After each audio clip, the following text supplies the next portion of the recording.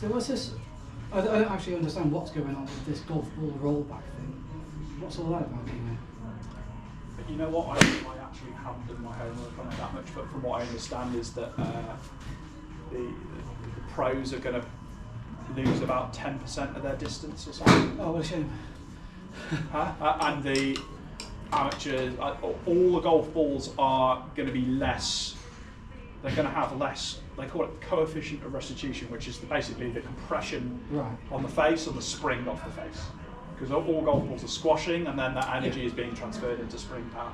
So, and that is all governed by the rules, how much compression you can get.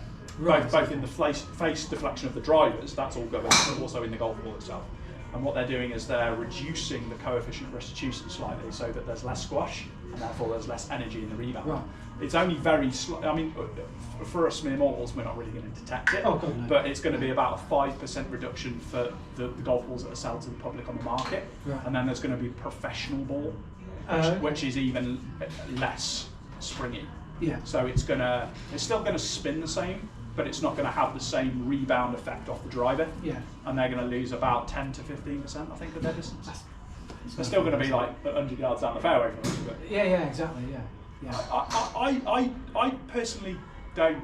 I think all golf balls should be the same across the board, personally.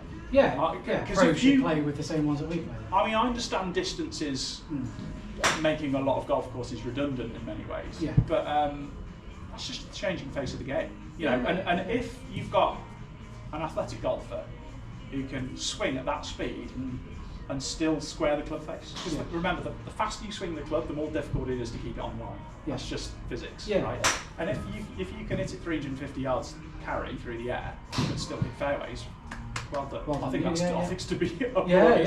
That's why McIlroy's such a freak. It's because he's got so much club speed, he can still hit it down the middle of the fairway. At that speed, most people are off in the wilderness. So I think reducing it just for the fact that golfers are getting more athletic and I don't know.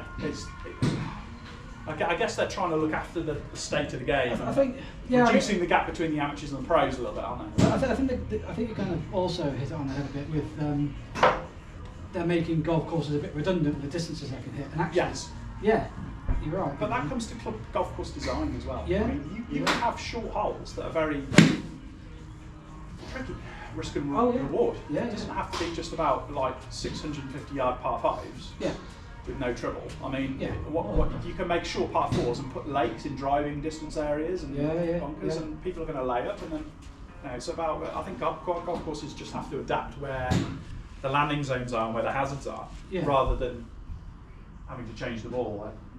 That's my personal view. Anyway. I don't think I'd like a 650 yard par five. I don't think I would either. It's good four shots for me then.